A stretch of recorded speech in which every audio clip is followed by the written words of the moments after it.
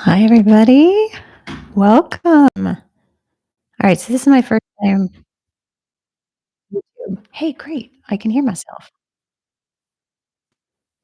You might be able to hear me too. All right. So let me know if you can hear me okay. And it seems that I should be able to see the chat, live chat. So I think I got this all here. Melinda says, yep. Michelle, hello, can hear you. Hi, Michelle. Hi, Lisa. Lisa, Dan, thank you. Thanks, you guys. Okay, great. That was pretty easy. Awesome. So thanks so much for putting your questions already in the chat. These are great. And then also, I've got a couple from the Facebook page. Um, I think it's kind of amazing. Some of the questions are: is this the end of times? Um, is there a big event coming down the pipe in November? The CERN project being restarted. I think it's kind of amazing that we're at a place where we can have a Q and A, and these are the kinds of things that we're talking about. I think it's time maybe that we talked about all the things and all the possibilities. This is really awesome. So we'll give people a couple more minutes to come in. Please continue submitting your questions if you have them, or also you can just bring them up in your energy, and the chorus responds that way too. Cheryl says, "Hey, Katie, glad to be here with you." Thanks, Cher. Glad you're here too. This is terrific. So, if you watched any of the season 2 Q&As, I usually would kick off with a message from the chorus, which I think we may do a little bit this time too. I'll bring them through. But I think also we're gonna kinda kick things up a notch this season with these Q&As for as often as we can have them. And I'm not going to, I guess, declare as much when the chorus comes through. Previously, because the energy was so new to a lot of people, it was sort of assistive for me to say, okay, and here comes the chorus. And we would sort of, mentally adjust to that. Their energy would come through, and then there would be sort of a close to their message, and then me come through. It was very obvious. Since you guys are becoming more familiar with their energy, what I would like to do is more of an experiment or more of an energetic experience for you guys, which is I'm going to be less declarative about when they come through. And that way you can feel the shift in energy between me as the human, as Katie, and then also when the chorus comes through, or even a particular member of the chorus. Sometimes they step forward, as I've talked about. And this way, you guys might start to more directly interact and feel the difference. Of course, there's going to be probably an obvious change in tone of voice or cadence. It'll probably sound like Katie when I come back on. But also, I think this way it'll be a little more fluid and a little bit more like things tend to work in terms of energetic communication beyond these frequencies. So, when you're having a communication with multiple energetic beings at once, that I think many of you have experienced this, it's a lot more fluid, but also sometimes simultaneous, where you're hearing a perspective from one and also receiving it from another, and it's combining into an energetic sense of knowing. And that sense of knowing is really what we're expanding into, particularly as things are going to continue to accelerate for us in terms of energetic perception. It's going to move faster than physical language, and it's going to move faster than potentially even mental thought. And this is a lot about what we're going to talk about in relation to some of these end of time topics that people feel are coming or are perceiving. Some of this knowingness that's coming through is coming in faster than reasons that we can think about why we are feeling that way. And so the mind looks around at existing reality and sort of revs up and is like, is it this? Is it this? Is it this? Is it this? And really what's happening is that you have expanded beyond what mind can contemplate and explain. You're receiving it first energetically, and then there will be an explanation that will be represented by the mind itself. And so at first, this will feel to mind like everything is going awful, out of control.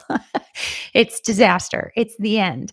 And oftentimes that sense of ending is that you have reached sort of the limit of what mind can contemplate. It's so new. There's nothing that we have experienced thus far in the five senses that the mind can draw upon to explain what's coming, because what's coming is unprecedented. And sometimes that end of the road feeling is that limit that you're bumping up against. It's like, I can't think of what's next. And it translates into the sensation from a brain-based perspective of, well, then it must all be ending. And in some ways that's true. It is a type of ending, a type of shift, a conscious shift out of a way of existing, which was mental thought first and not really much energetic perception. And now we're expanding into more of a direct energetic perception and knowing, which will then translate into a mental concept or a word or a phrase. So, welcome everyone. Hi, Tyler. Hi, Lisa. Hi, John. Thanks so much for coming, you guys. Okay. And thanks also for putting in these questions. So I'm going to kick off right now with the chorus coming through. I am declaring them. And then from here on out, what we'll kind of start to do is just go through the questions and we'll see whoever's answer comes up. So take a deep breath.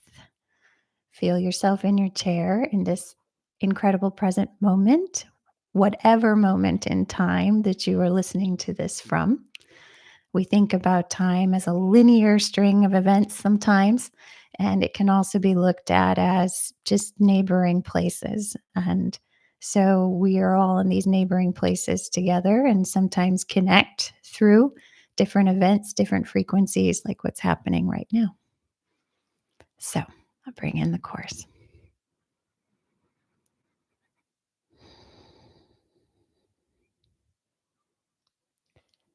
Beloved ones, it is our delight to be with you at this time. For you all are and have been expanding. And now perhaps you are catching a glimpse of what it is that we have seen all along. Your capacities, your abilities, the wide universe that awaits, including things that you prefer and things that you do not. There are many groups, civilizations, ways of existence, energies, types of perceptions, and reflections of them. They await you all. There is no one path to navigate these future events successfully. For success will be defined by you each in each and every moment of your own expansions. In fact, it is the explosion of variety of success that is what is starting right now. The uniqueness that you each represent is what is coming to the forefront. And as such, you will each create new and different ways of thriving, of existing, of communicating, of sharing.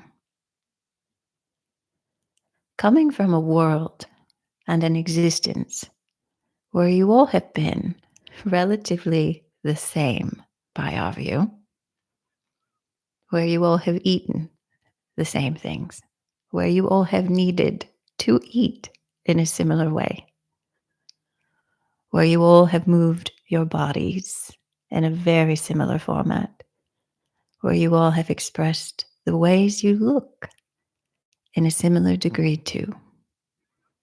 We can understand how it might be difficult to mentally fathom the variety of what is to come.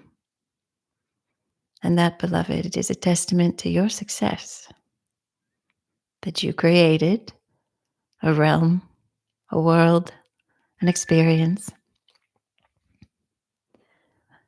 where so much could be the same in a universe that is full of infinite variety. As you go forward into these next unknowns, understand that each and every scenario is fertile ground for what you are blossoming into. There are aspects of you that have never been demonstrated by your conscious awareness or memory that will show up in those moments. There may not be a preview. There may not be any indication, even in the seconds before. For those things await you, particularly in those moments in time. And it is in those moments in time that you must approach in order to meet those expansions. There are some of you who will experience these things ahead of the others. And that was well designed, for as we have said many times, you are leaving the game intact. And therefore, there are some who are holding the line, who are maintaining a certain degree of energy in this experience of five senses limitation, while there are others who go ahead and create the beliefs of new possibility that others may follow them into. You see, dear ones, you are on the same team. Though you may find at times it difficult to remain in proximity to ones who are continuing their experience of limitation, understand that you are each part of this grand awakening and the transformation of one reality of singularity and limitation into a plethora of opportunities and possibilities. It is the experience of ascendance, of transcendence, that you all contribute to. As you go forward, you may more readily sense this of another. They may not yet be ready to contemplate or to hear about or to understand or to connect to the extraordinary experiences that you are truly having. And that readiness, by our view, is their choice, the path of greatest expansion in which they remain in an experience that you once were into. There's so much of you all. Though, by one view, your minds may think that this is the end. And in some ways, we understand and validate this perspective. For it is the end of your experiences of those singular worlds alone and an expansion into direct connection with a variety of realms, worlds, experiences, and existences. And so, from another view, dear ones, this is but the beginning of the very beginning. It is your first steps away from what has been known all this time into the rest of creation and universe which awaits you.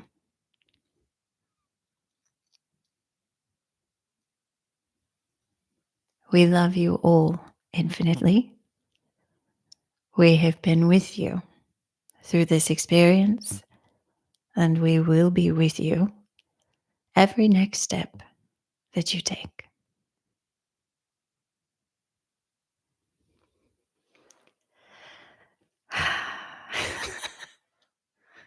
Every time. You would think after 9 years channeling, it just gets mundane, and it never does. So, How are you all feeling after that?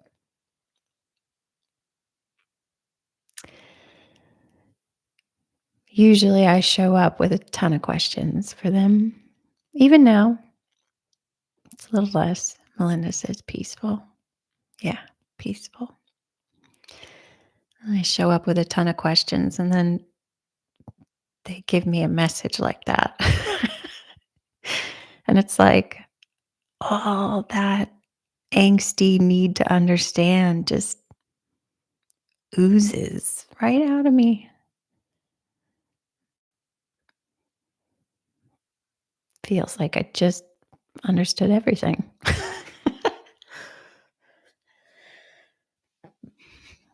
And I think that's true of the part of us that is expanding. But then eventually our minds kick back on again. And it's like, but wait, does that mean it's time to stockpile food or not yet? as, as it sort of kicks back into gear. And I thought over time that would kick less back into gear. And instead, what happens is I come back to it, but I understand it better. And the presence remains, but the urgency kind of decreases. It's like, sure, we can stockpile food today if you want. Because no matter what, it's going to work out. Melinda says, I feel that. Yeah. It's because it's going with us, that part of us. And I think in the beginning, we all thought we would kind of escape, like hit the eject button on this reality.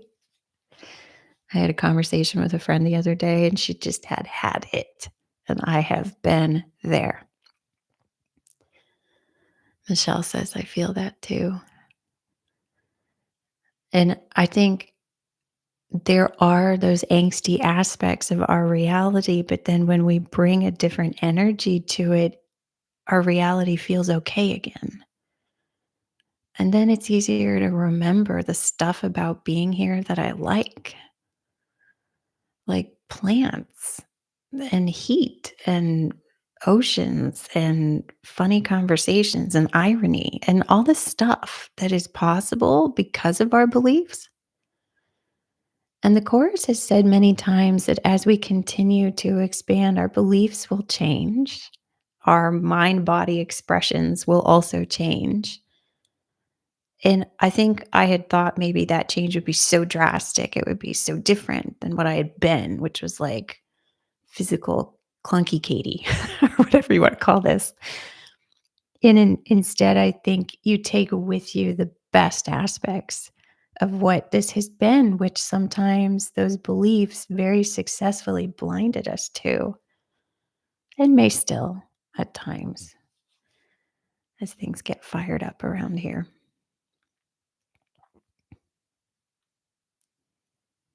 So, with that, let's talk about some questions.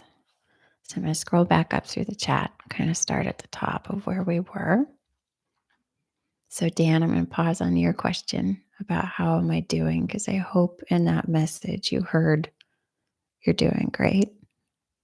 In fact, you're on team go ahead and forge the paths. So that's awesome. All right, next question. Melinda says, I'd love to hear more about the warriors. And I'm wondering if neurodivergent people are ones who came to be those warriors or if we are just a part of the evolutionary process. Great question. Dear one, we would like to point out in this question the basis. The basis being an understanding of the functions of mind. In defining the differences between yourselves based on a perception of how the mind functions, you are already delineating between aspects of limitation, meaning there may be vaster aspects of each of these individuals that might explain better what they are experiencing than the ways that their minds behave. This would mean that there might be similarities between ones who you would classify as non neurodivergent and those who are neurodivergent. Our classification would be an energetic one. It would be an expression of their resonance in your reality. That resonance may take a variety of different forms, neurodivergent or not. In terms then of the warrior and what each of these are here to accomplish. If you recall, our definition of a warrior has much more to do with one who is capable of being wholly present, freed of the constraints of the limiting aspects of the mind, which would recreate that which that person already feels that they are and have been based on their experiences in the five senses reality, will be constrained in what they are able to create in the present moment, whereas one who is not as attached is able to be more present and to create their identities anew in that present moment.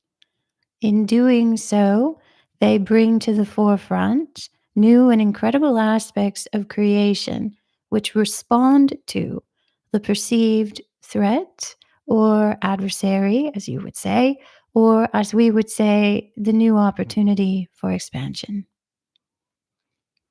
So I'm going to jump in there because sometimes when we're all feeling like this blissed out, and they come in with like a big ass definition like that, our brains, I mean, mine just sort of like melts. Like, what do I do with that? Okay, so let's break this down a little bit. And Melinda, chime in the chat if you would like. And I'm watching there. Okay, so the first thing they said was like, okay, we have this idea of being neurodivergent, which is based on how we perceive a normal functioning mind. Oops, I didn't know that was on. And a non normally functioning mind, basically the divergent part of it. And so they're saying, hang on, you're starting with limitation because you just started your whole definition with your current understanding of your minds as you know it.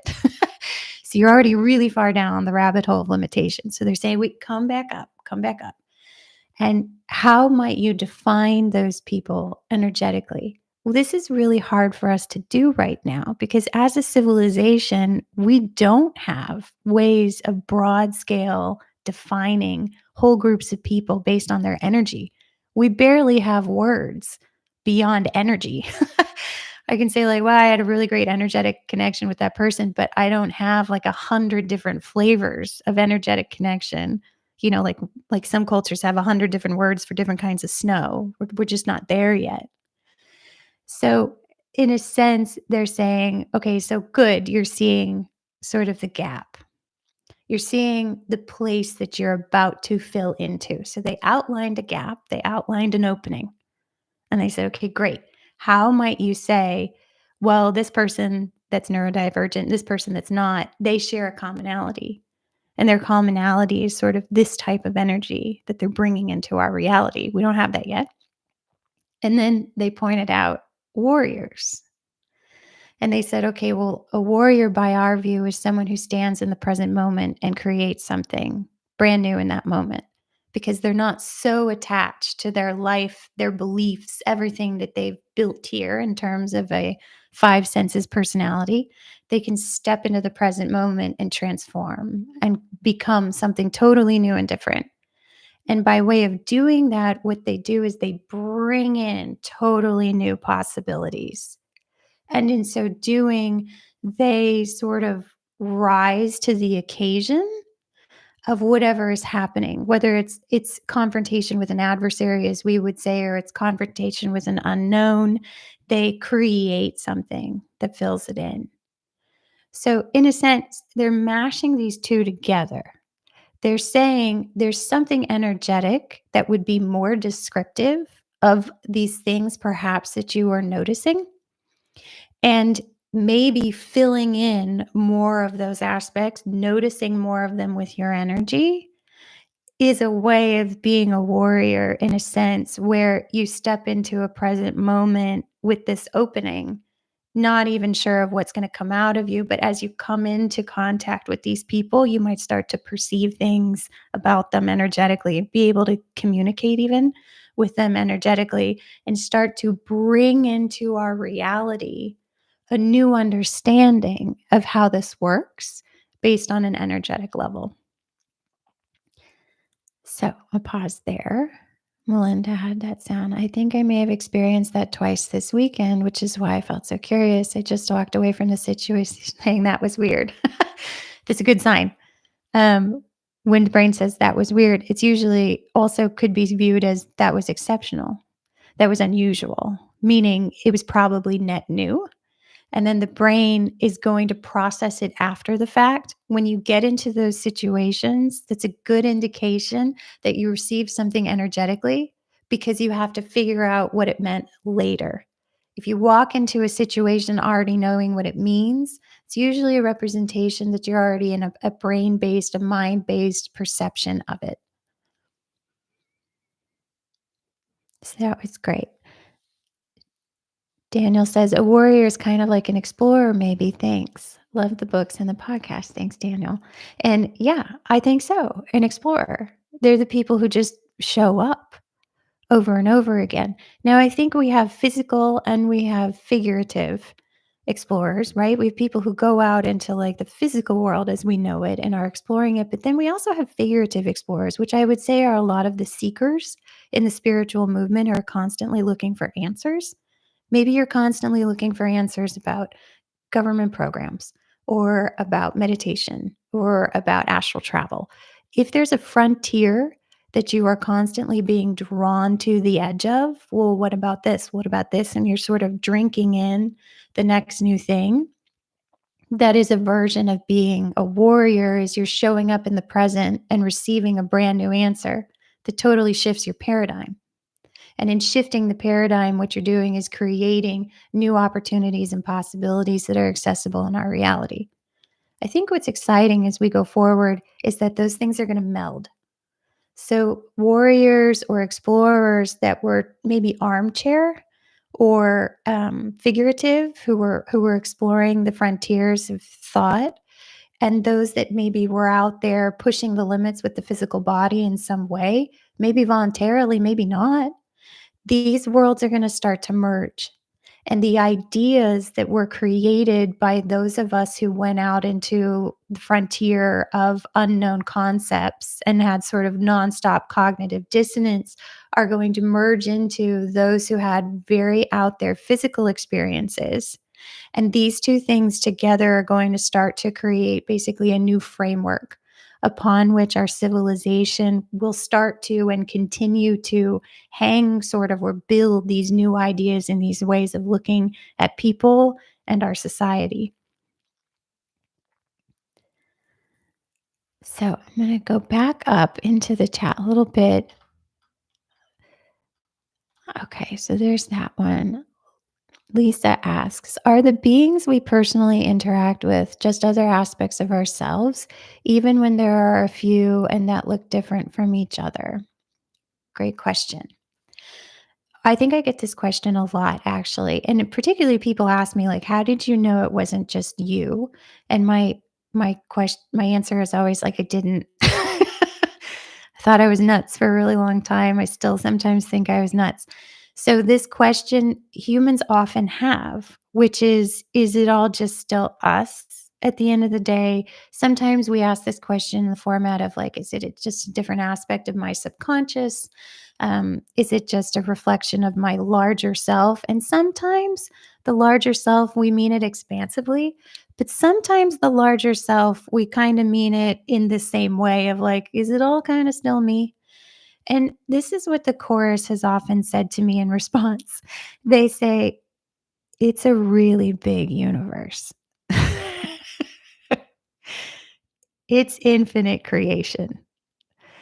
And they kind of laugh and they tease me about how only humans could step out there and start to experience the rest of the universe and creation and then boil it back down to, well, it must just still be us. Like how quickly we return to that singularity. That singularity can take on many different flavors, but like ultimately, the basis of the singularity is a return to what's known. And what's known in our context right now is these ideas of a subconscious, a larger self, a dream version of me. Now, we might think that these are pretty cutting edge being on the spiritual side of things because there are many people who don't talk about these concepts on a daily basis, like some of us do. And that's true. But if you move out your rubric, like shoot it out way into the infinite, we're basically next door neighbors with the people who don't talk about this like ever because we interact with each other all day long. We're on the same planet, we're in the same timeline. So we're basically slightly different versions of each other. And so these concepts from the course's view, way out there, is like it's all your singularity again.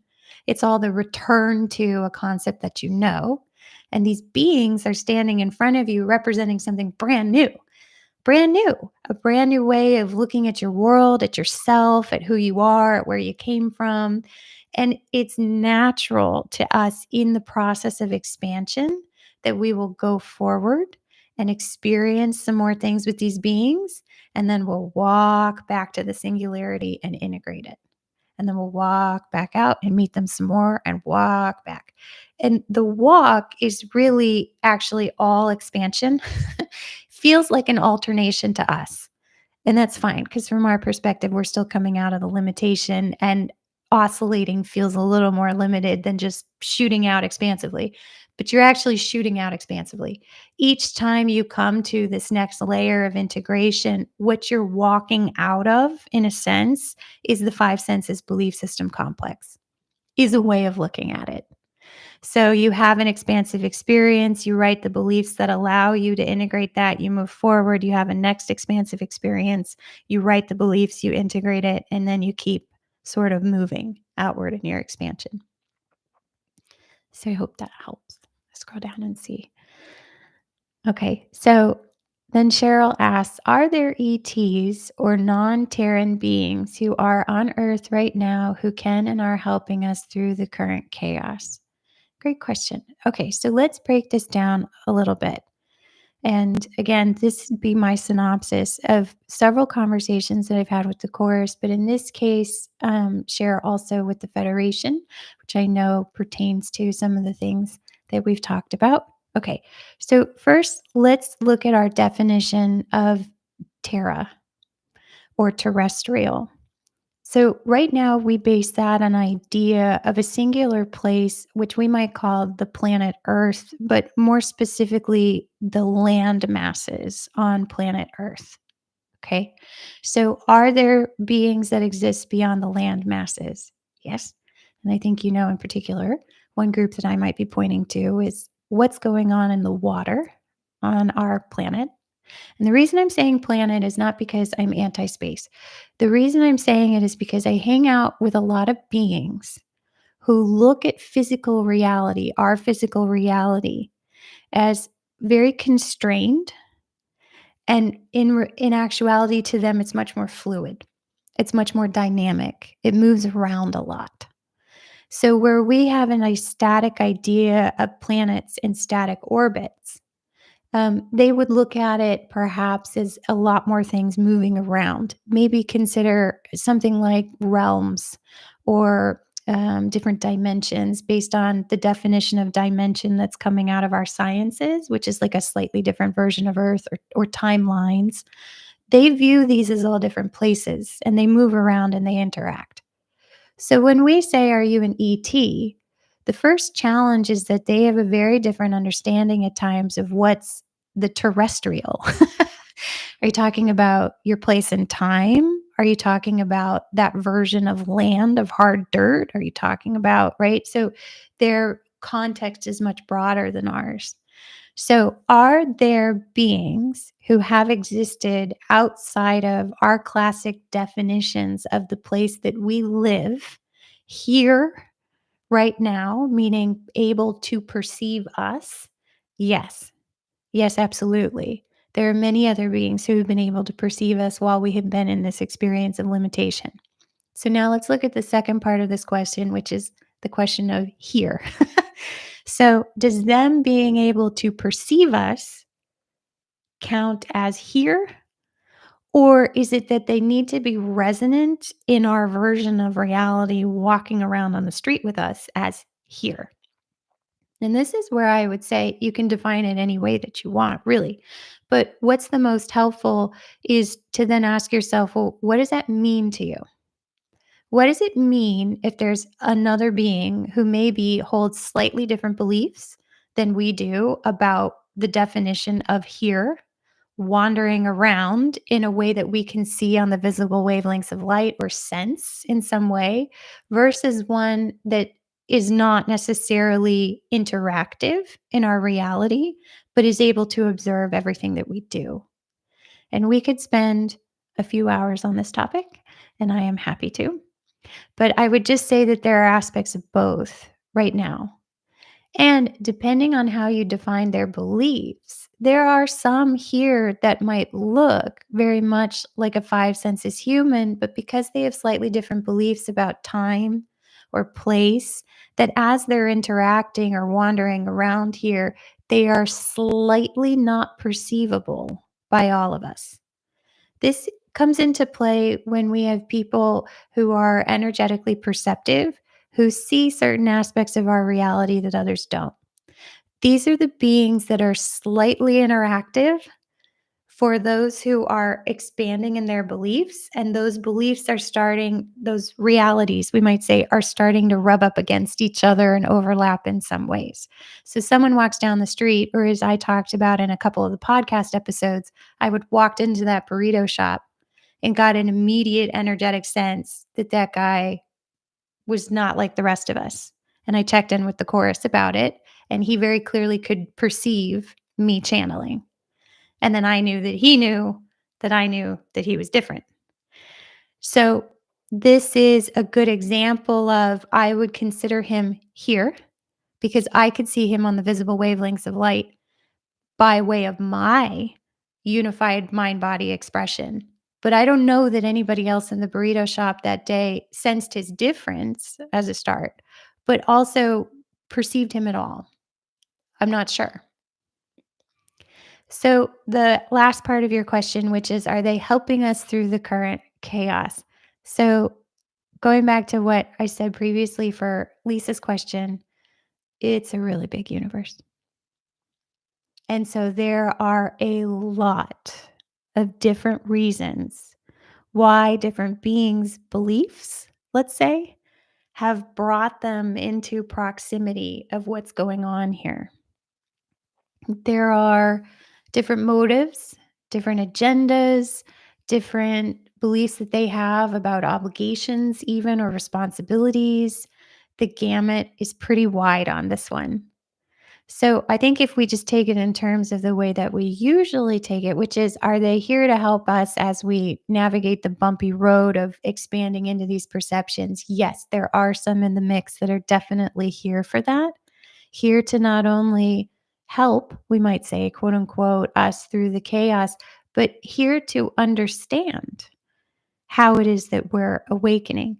I think it's easy to put humanity sort of low down on the totem pole of like, oh, we're at the bottom and we're just trying to struggle our way out of this. And from certain perspectives, it's really true. There are some groups in the universe that, think we're kind of the bottom of the totem pole, and that's fine.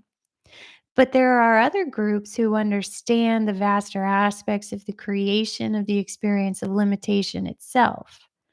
And in that view, there's a lot that humanity is teaching or representing to other civilizations right now.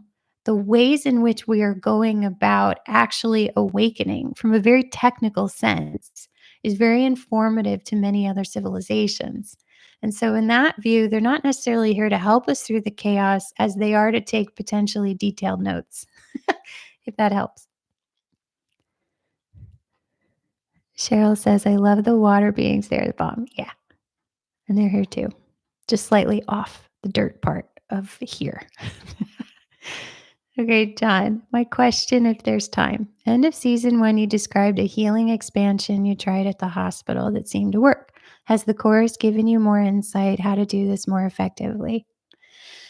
Oh, good question. They haven't given me more insight, but I've never stopped to ask. Um, so so in this case, I would actually say the aspect of doing it more effectively. So I think sometimes we're actually doing things very effectively that we don't have conscious awareness of. So in this case, what we might be asking is, how do I do this more consciously, effectively? And in that sense, I would say, there are, if you think about the ways the chorus talks about ease, and I'm trying to think which episodes they talk about that in. Okay.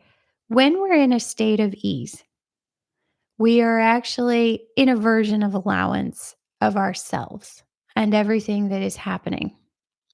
It is in those transcendent moments of ease that we are more likely to sort of let out an aspect of ourselves that we had previously constrained in this version of our identity. And I am going to say this version of our identity because I think we're all starting to understand that there are versions of us, we would say, that exist in different timelines or in different time places in this reality. Another way of looking at it is that we move around so quickly between these different places as we're experiencing things that it's really all just us. It's not strung out on a line like first I had this life and then I had this life and then I had this life, right? They can also be looked at as happening simultaneously. So your soul, to not put too fine a point on it, is moving around very rapidly. As you come back into this perspective being one in which you're awakening, you start to bring back connections from those other points in time and will remember aspects of that. In the beginning, what we bring back as a memory is actually heavily filtered by the concepts of our identity in this timeline. So you may remember something as happening on another timeline as being involving people that you know here or, other stuff, other aspects of what's going on in your daily life here. And it's not to say that those aren't true, but it's the start of the pinhole and looking out beyond it that the chorus is talking about, which there are actually other things happening in those other places that would show vaster aspects of what you are. But awakening's kinda gradual, so we don't just suddenly one day just be like, "Poof, I remember all 100,000 of my other lifetimes," which would be cool, but kinda crazy. Instead, we sort of grow into this new understanding of ourselves. As we expand, we sort of begin to bring in consciously these other aspects of all these other things that we've experienced. And I'm getting around to your question. I know it feels like the long way around, but it's important. Okay. As we expand and start taking in these other experiences that our soul has been having, the first translation of it, a version of looking at the first translation of it will be through a bodily expression, not through a thinking expression. So this goes back to what the chorus has been saying at the start of the season, which was like, you guys are going to bring it all the way down through your bones into this reality. Transcendence is not like something that I think about and then like I sort of like ooze out into that imagination. Imagination is still a version of thinking thought. So it's still an aspect of the five senses mind, which comes after energetic perception. So as our energetic field is expanding, we're actually going to start comporting ourselves differently, doing things differently. And it trickles all the way back through what we had understood as our five senses format, right? But really, we're expanding. And so it's these outer layers of our bodies, of the ways we present ourselves in this reality that are starting to take shape. As they start to take shape, we will be in more direct contact with our energetic abilities. So, when you want to bring through an energy in a direct, healing, effective way, like you're saying, it's more likely than not going to come from that outermost expansive new expression of you here that to a visual observer might still look like you and your body. Okay. But you're actually more layers at once. Even if I can only see the physical part of you, you're actually more of you. And in reaching those frequencies, you can actually bring energy more directly through all of your layers. So I might be like, well, John looks the same as he did yesterday, kind of. His posture has changed. He looks a little brighter and lighter. But wow, I'm really feeling a lot of energy come off of him today in a different way. That's because ultimately that state of ease has resulted in a more direct and conscious bringing in of the most outer expansive layers that you have at this juncture, which is sort of bringing back together the gang, the soul consciously through all of these experiences that you've had. And you bring to bear the benefit of all of that through that moment of ease and allowance. So that was a super long winded answer. Let me know if that helped or if you have follow up questions. All right. The next question. We'll see if John's still on. He can reply. What time are we at? Okay, good. Next question from Cher. Do you know our future? Are we destined to go through a time of turmoil where all of the US current laws and institutions are going to be ripped away? John says, I like it. Thanks. Cool. Awesome. And we can talk about a lot of this much more, and we will too in season 3. So, Cher, for your question about the future, I'm actually going to also add in Lori Heron's questions from Facebook. So she said, so one friend keeps asking, is this end of times? I'd love to hear what the chorus thinks about this. Beliefs created by religions, Bibles, our fears. Thanks for opening our minds. And then she said, some of my metaphysical communities are saying there is an event happening toward the end of this year, perhaps November, that will take down our financial way of life and will put us in a place where we need food, money, and because we may become a system like China. And then also a question about the CERN project being restarted during the eclipse. The belief is that portals and entities will be released into our world to slow down our ascension. So there's a lot of what the F is happening questions right now, right? From the mind. The mind is looking around and is seeing new variables. And these new variables are definitely true. As we are awakening, we are perceiving more about our world, our civilization, the universe around us. And what the mind will try and do is immediately package it into or connect it into a known context. So when we see unknown things happening, our first reference point in that case is usually that something is deeply out of our control. So the mind will activate all of those beliefs from those new things. And then also, when something is out of our control, we tend to activate beliefs in prevention and protection.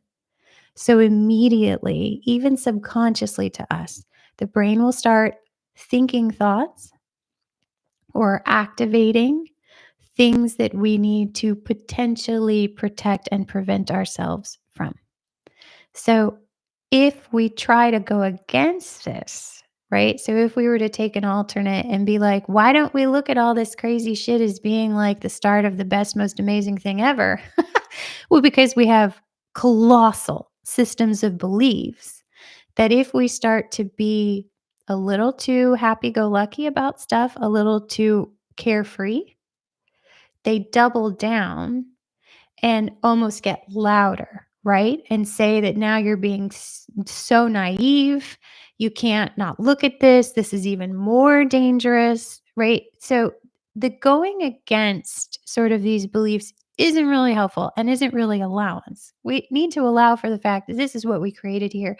And we are coming from a world of a five senses existence where we did need to protect ourselves, frankly. I mean, that was part of the upshot of being totally limited and insufficient was that we spent all of our waking existence is sort of looking for food or finding food or eating food or doing it all over again. And that's not something that we can just like kick out the door without it kicking back. Okay. So I'm going to bring through the chorus now, and I want them to sort of talk about this stuff at a vaster level, at a more stand back level. Because if I jump in right now to specifics about each of these questions, what I am ostensibly doing is pushing back on the risk out of control prevention protection beliefs of our belief systems. And even if I gave a really soothing answer about all of these questions, there will be a response that you can't be that relaxed about something that is this dangerous here. Because that's true. There's a lot of momentum in these beliefs still. They're softer in other areas right now in our belief system complex, but these ones are very energized right now. And so to try and say they don't really exist, or, even if it's a very loving perspective, those beliefs will activate even harder to justify their own existence, which is fine. That's how we reinforced our experience of limitation. So I'm going to bring through the chorus now. And what I want you to feel is the difference as they approach this in a much more broad scale, much more hands off kind of energy, and how it might be easier to receive their perspective because it's at a distance, going back to the topic of season 3, it's at a distance from the frequencies where all of this is churning and active right now. I'm over here. I'm right next to these churning frequencies. If I answer this question, it's not going to feel very different. If I bring through the chorus or a different being that's out here energetically, it is going to feel like a shift. It is going to feel like two perspectives as opposed to just one, which lightens that heavy sense of singularity of like, how can this all work out? Because we now have two ways of looking at it, which opens back up our basically our choice, our sense of our own preference. Okay, so now that I've teed that up, let's see if I can actually do it. I gotta break through the chorus. Dear ones, what you are coming to understand is a difference in frequency and your ability to shift consciously to other frequencies yourselves.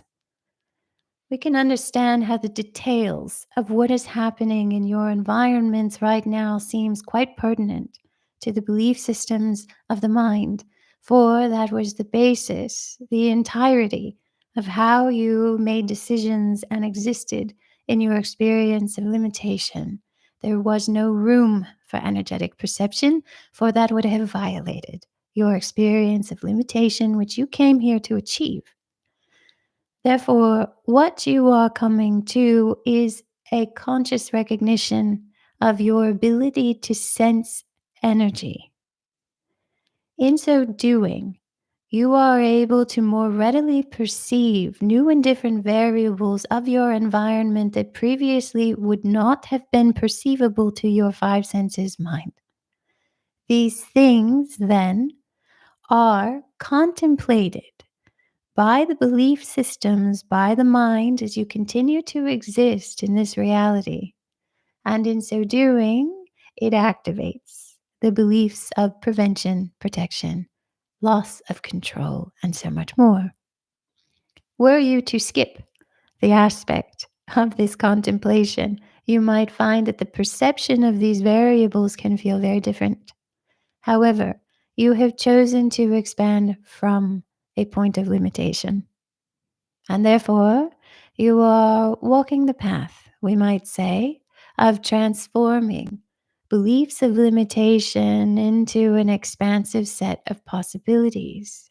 And therefore, there will be times in which you perceive new variables in your environment that do feel not preferred, no matter how you choose to look at them, and those that do. So the question becomes, what then do you do? Our favorite question of the five senses mind. When you perceive something in your environment that is not preferred, That, beloved, is the phase that you are stepping into right now, where you recognize your ability to shift in frequency to the places that you do prefer. And as the things that you do not prefer continue to pile up in your perception, they can only serve to accelerate your clarity on your ability to choose otherwise. Beloved ones, there is nothing in your reality that ultimately you cannot find solutions to, for you are bearers of possibility. You are warriors of presence. And therefore, for each and everything that is currently unrolling or will in this experience of awakening, which you might call chaos from your perspective, will only catalyze in you greater and deeper powers of conscious choice in the present moment, where you give birth to new and different solutions in every waking moment of your continued existence here. Okay, so check in and see how that felt. Did part of it feel like, fuck yeah? Even if you totally didn't get everything that they were saying, was there a part of it that was like, yeah? Okay. So we just shifted in energy. So we were talking about the specifics of the problem from a brain based perspective, and then we brought through an energetic perspective that brought us back up into a connection with, a resonance with that furthest, most expansive version of ourselves, which we were just talking about in John's example of like, how do I bring through amazing powers of direct and conscious healing, right? It's that outermost version of us, that energetic part of us. But also, as we were talking about your sense of new energies, when you are sensing more of these vaster things, that's as easy as it is. You're out there, you're out at the edge of it. So, in simply turning towards the chorus's perspective, even if you do this like in between listening to podcasts or just like crossing your mind and you do like I wonder what the chorus would think, you just did it. You just moved back into an energetic place of contemplation and possibility where you are more likely heart centered and able to receive a sense of possibility in this frequency. And it is in this frequency that the warrior is born, basically. It's in the heart centered, open, perceiving all that we are energy that we step into that present moment and give birth to those situations and those solutions and etc. that are new and different possibilities. So John says, my interpretation, by working through our energetic system and easing into the connections that are available to it, this will allow for such healing energies, very good, to flow and support those that we wish to impact positively. Agreed. Lastly, really like the phrase, imagination comes after energetic perception. Yes, it does. Cher says, so we need to not energize these fears, but instead raise our frequency to one of love and ease so that we can create the solutions that we need. In a sense, but they go hand in hand. The fears are our conscious connection to and recognition of the things that we used to believe. It's the fence line, right? When we come up to something that's fearful, we recognize where the fence line had been or where we had been aligned with it.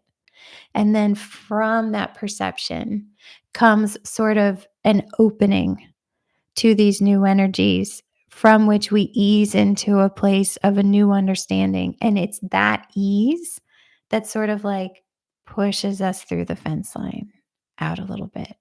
And then there's a new fence line, you could say. It's like layers, it's steps. And then we come up to the next thing that we're fearful of. And then we sort of again ease into like okay, but how do I understand this? What is this? We open, simply opening to a question about what is it, is an opening, is opening the heart, curiosity, right? Okay. So, the fear and the expansion, they go together. If we didn't have the sense of the fence line, we might not ever be brought around to the question. Right now, our perception is dominated in some ways by the fence line. And that's because where we're coming from. But pretty soon, it's going to start to feeling a lot more like the ease and the flowing through the fence line. Our perception, which had been dominated by the mind, will spread out. And now we're going to perceive a whole lot more energetically than just what the mind had thought.